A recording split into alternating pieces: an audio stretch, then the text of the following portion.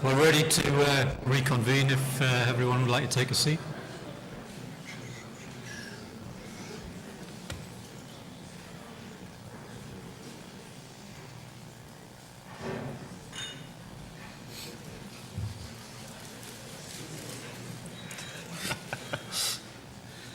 I'd just like to introduce you to George Mokhtar, who's Senior BIM Coordinator at BIM Academy.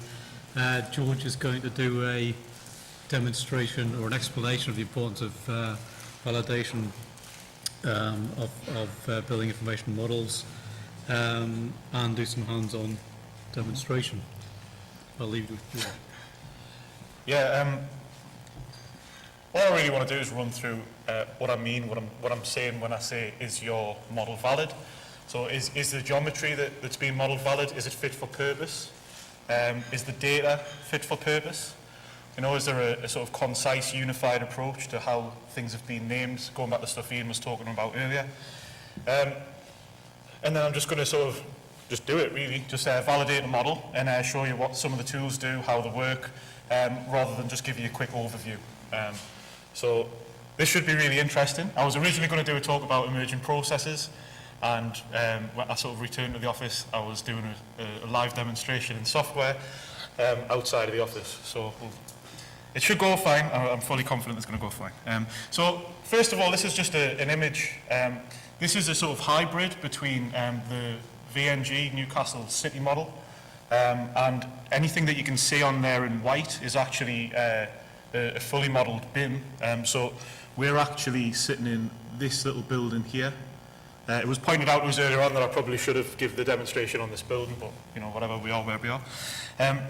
This is the last time I'm going to be showing you something that looks remotely nice, something that looks remotely sexy, because I'm not talking about that now. I'm talking about sort of data. I'm talking about what's valid and what's actually important about BIM, not all the sort of the nice overview that you get. Yeah, so things that look like this. So what do I mean when I say, is your BIM valid? Quite often, people will ask us to have a look through models and say, you know, is this set up right? Does this work properly? The first question is, of course, well, what does it need to do? So I don't really think there is one approach, there is one specification for how a model needs to be built. Simply, this is what needs to be defined in a BIM execution plan. I say this every time I talk to anyone about anything these days, I suppose. The BIM execution plan is the place where these bits of information, where these processes need to be defined. What do you actually want out of the BIM process on a project, and how does the model actually need to be constructed to support the processes and the deliverables which are part of the sort of brief. So what do I mean by geometry? Basically what I'm going to say is it fit for purpose? Does it support the things which we want our model to do? So will it support rapid prototyping? Will it support costing? If the quantity surveyor is not using it for costing, you might model it slightly differently. You know, so there's a whole range of things. Secondly, valid data. Now there's a few different things which we could mean by, is your data valid? So first of all, is it in line with what's been agreed? It's not necessarily the case that just because we're working in a BIM environment, all of this information is useful. We spend quite a lot of time, or historically have spent quite a lot of time providing models with a lot of ad hoc sort of naming conventions for things. You know, you see it in a model just as much as you'll see it in sort of less organised sort of folders. You know, this is the final model, and then a date on the end or something like that. And that happens. That's true. That happens with data as well. If someone's rushing and someone's panicking trying to get something out. I don't know if you can read that on the bottom right-hand side. This is a tweet which I saw this morning from the BIM for SMEs. So basically, this is saying BIM is structuring and relating data to maintain information and generate knowledge with the aim of improved outcomes through increased reliability, which is a fairly open statement. I am aware that I'm sort of rambling on this first slide, and I'm still yet to do a full demonstration of how to validate this data, so I'll speed up in a second. BIM does not mean, it does not ensure that this is actually going to happen. Increased reliability isn't something which is necessarily going to happen by itself just because you're working in a BIM environment. What you do find, to pinch a phrase, is decision density. Towards the front end of a project, you will make more decisions. In 2D plans, you'll drop a plug in somewhere. If you're doing a living room, you'll drop a plug in somewhere. In 3D, just by nature of 3 dimensions, there is an extra decision to be made. How high is that plug? So it is easier to keep track of things, and as I'll show you in a second, it's easier to validate information, but that picture of the door on the left-hand side is a primary sort of example of how things can be mislaid. So it looks fine in 2D, but there are actually 2 doors in 3D, so that's going to mess up your clash detection. The QS is going to cost for an extra door, and things can go terribly wrong unless you've got stringent validation and protocol procedures. I'm not going to run through this whole thing. I just thought that I'd express this flow chart which I've just pulled together recently. And this is a breakdown of a validation process which I have used before. So what do you actually do? Well, there's 4 stages which I personally do when I first get a model from someone.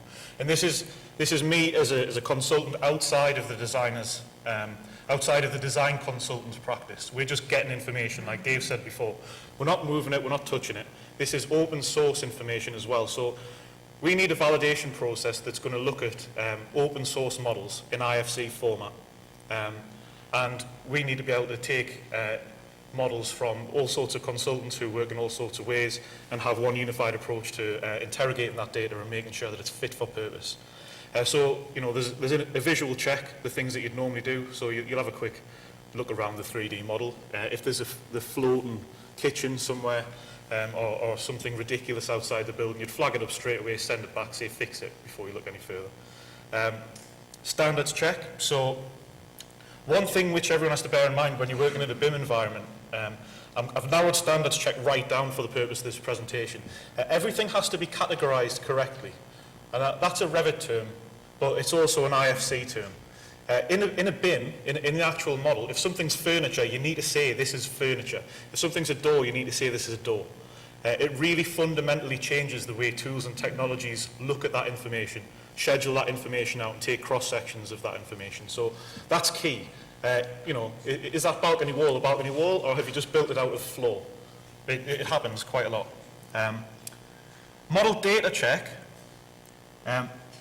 Basically, you know, I think this is one of a big misconception in BIM is, well, just because you've got a model and just because you've got a lot of placeholders for information doesn't necessarily mean that all that information has to necessarily be filled in straight away. Quite a lot of things like, you know, we talked about Kobe parameters earlier on. There are other reasons why you might want to have parameters in your model earlier on in the process, other than, you know, you have to fill in this information now. It's really helpful for the client and the contractor if you can put a data structure in the model itself, just for cost certainty, just so that the actual contractor can look at it and say, oh, hang on a second, okay, so this is the list of data you want me to provide. Don't just say, oh, well, I just want Kobe data in everywhere, and then it's up to the different contractors to interpret that how they want, and then come together with their sort of proposals with different results. So it's important, as soon as you possibly can, to have a unified, agreed data structure across all disciplines. So I'm talking about the architects and the engineers and landscape architects all having the same sort of approach to how they name things and making sure that it's unified across the board.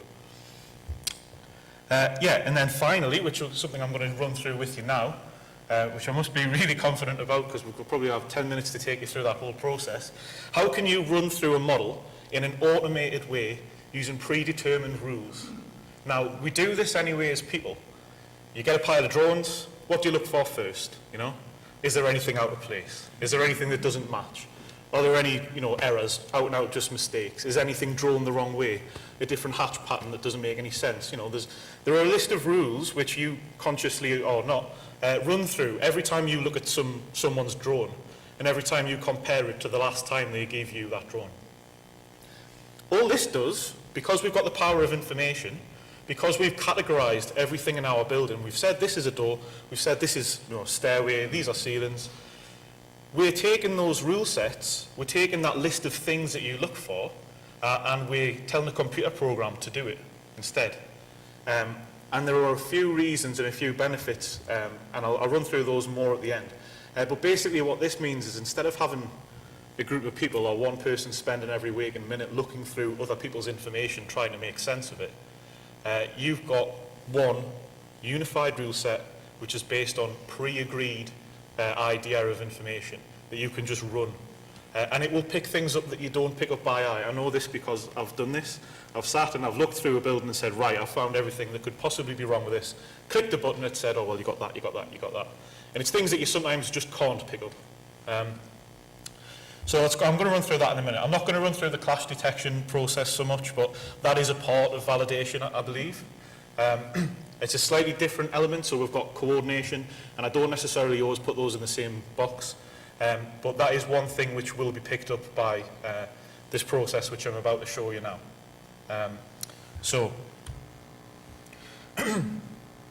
Last year I was involved in the Open BIM Network's COBE trial. My sort of job, BIM Academy's role, was to be the silent 11th contractor. So what they did was they basically, HOK actually pulled together this Revit model on the Lakeside Restaurant project. This is built entirely using National BIM Library objects, apart from, I believe, some handrails outside. So this is built entirely out of either bespoke object using National BIM Library's data structure or National BIM Library objects from the website. And the experiment was, with the software available at the moment, can 10 contractors get a model,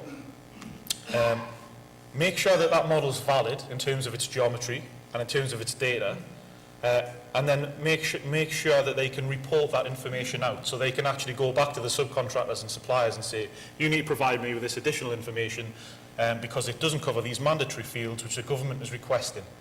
So the government said we've got mandatory COBE, which is just the data structure the government's implemented. And yeah, so this is that's sort of the first run-in I had with this, is run through that. And we used a piece of software called Celebri, which isn't the only software that can do this, but that's sort of my weapon of choice for today. And I've just given a quick list of what we're going to be running through now, which I'm not going to go through because I'm just going to show you. So, let's see if it works.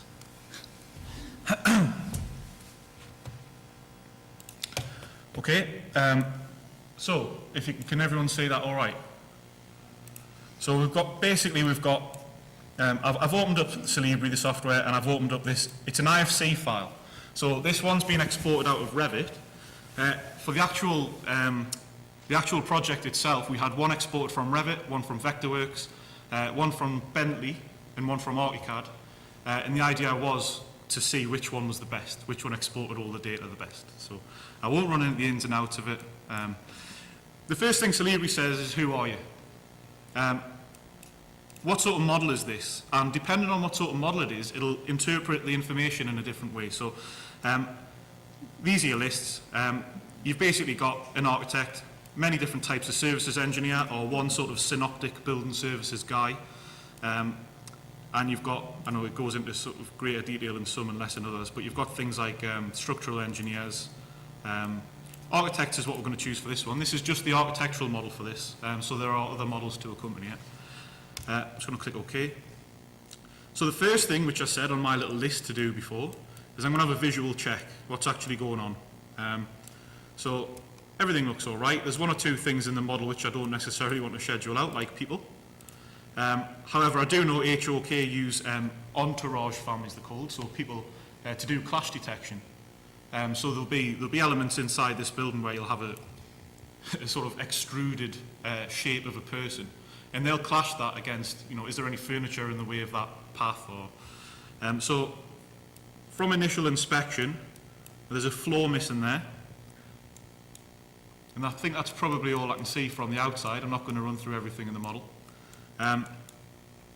So, first of all, noted, floor missing. Now, key to this whole sort of process is how do you export and how do you deliver your information. So this is an IFC file. This is a good IFC file. There are ways and means to export IFC files, and some of them aren't very good, some of them are better.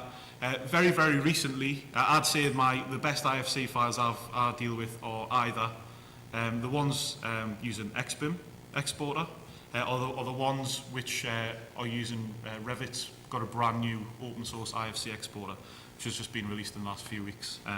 So if you use sort of custom settings and make sure that the IFC is exported properly, then it will export things and it will maintain that sort of information, and it won't lose data on the way out, basically. So I'm not going to ramble on too much about that. So I've left it the last 5 minutes to run through this process. I'm going to go through it in my model checking. This is the model. These are the rule sets. I want to run a BIM validation process. So I'm going to click on check. So now what Celibri's doing is it's doing all the things which I normally have to do. So I'll just expand these rule sets so you can see what it's actually up to. It's checking the structure of the object. It's checking about components, how they're named, what the heights are, if these match up with general principles that you'd find. So for instance, if a wall is 1 millimeter high, Celibri will be like, hang on, you know, pull yourself together here. Why have you, is this wrongly categorized piece of floor, or is this simply a mistake? Does someone not know how to delete something, so they just turn it into 1 millimeter so it disappears? So I timed this earlier on today. It takes 1 minute and 45 seconds to run through this project. And it's going to run through, and it's looking for things like clashes for components with themselves, which is a hugely important one. Things like duplicate objects. If a quantity surveyor, take this off. If someone's modelling something, so just so I can see everyone, let's say you've got a prefabricated bathroom pod in a building. If you're working in a method where you've got 50 apartment types in a building, and someone accidentally double clicks when they drop the bathroom pod, you end up with 100 bathroom pods instead of 50 bathroom pods. It's impossible to see in plan section and elevation because they are in an identical place within the model. You just can't see it.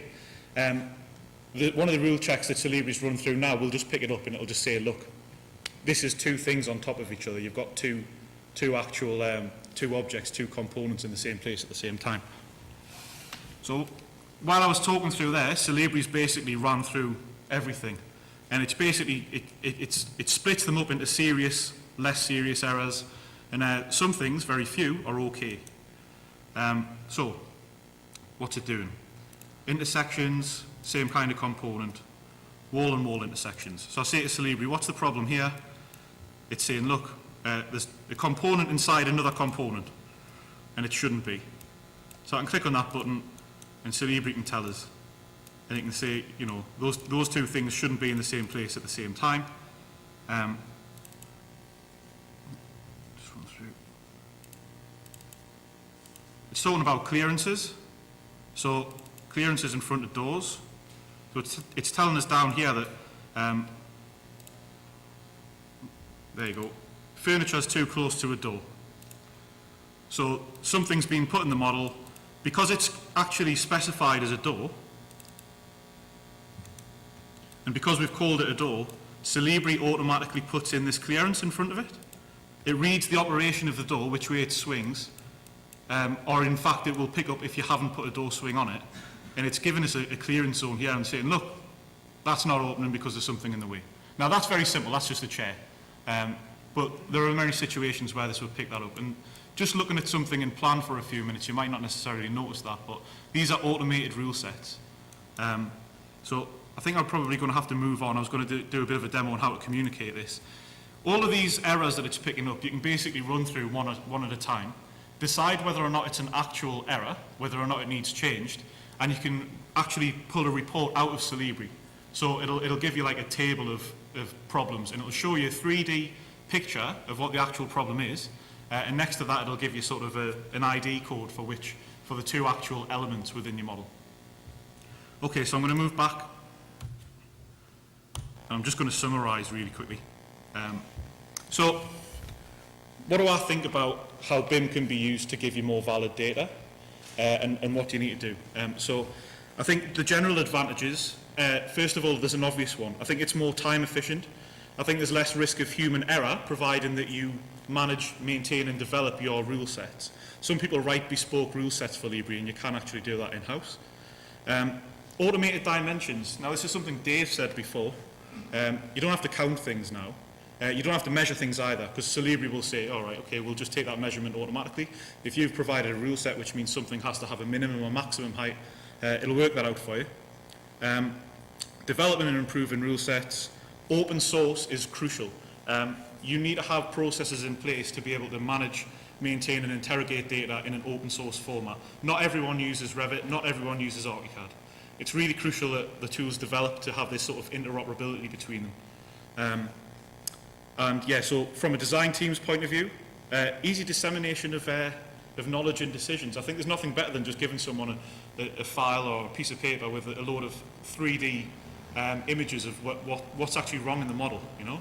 Not just circles on a bit of paper. So there's a nice 3D image, look, that's clashing with that, this needs sorted out, you've got to do it by this date. And then it's got, you know, validating is absolutely crucial for some of the sort of more, I wouldn't say peripheral, but peripheral to the design team. The cost manager, the QS, he needs to be fairly confident of how the model's put together.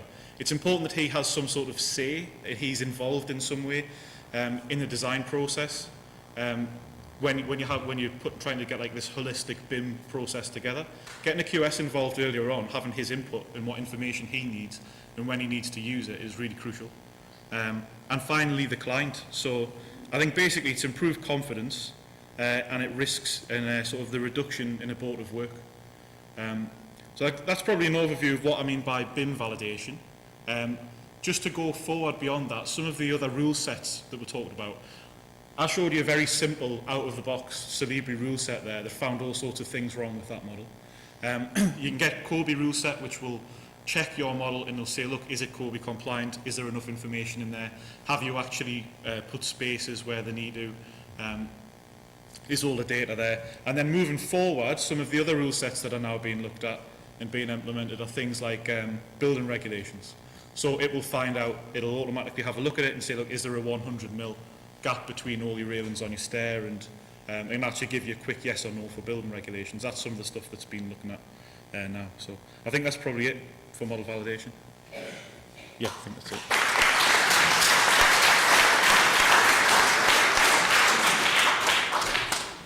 Any quick questions? We'll probably wrap up the questions at the end, I think, George. We'll keep maintain progress.